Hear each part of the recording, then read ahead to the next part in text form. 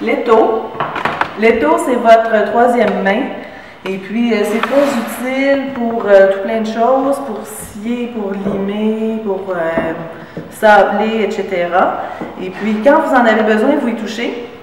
C'est là que c'est important. Quand vous n'en avez pas besoin, vous y touchez pas. Vous ne faites pas exprès de faire du bruit pour tomber sur les nerfs de Madame Morin. Donc, l'étau s'ouvre comme ça. On installe notre pièce de bois à l'intérieur pour bien stabiliser le tout. Et puis là, ça dépend ce qu'on veut faire. Si on veut limer quelque chose d'un peu plus raboteux, d'un peu plus grossi, on peut y aller avec une grosse lime comme ça, qui va faire vraiment un gros travail. Ça enlève vraiment beaucoup de bois. Si c'est pour quelque chose de plus délicat, un travail plus délicat, vous pouvez utiliser une lime un peu plus fine. Ou pour quelque chose d'encore plus fin, évidemment, ben, il y a le bloc à poncer pour faire une belle finition.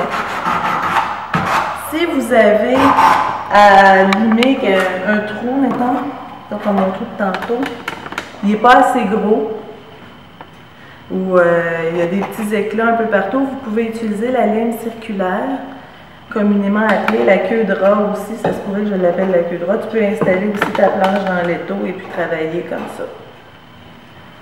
Donc, voilà pour l'étau.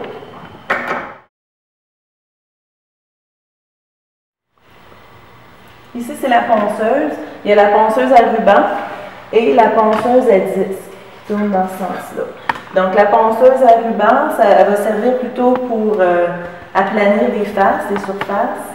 Et puis aussi, si je veux sabler jusqu'à ma ligne, je peux le faire ici.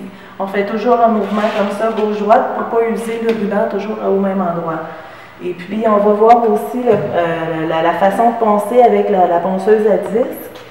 Et puis, on reste toujours, le disque tourne dans ce sens-là. Donc, à gauche, la pièce est pressée sur le plateau, tandis que si tu le mets ici, il va y avoir projection. Donc, c'est toujours du côté gauche.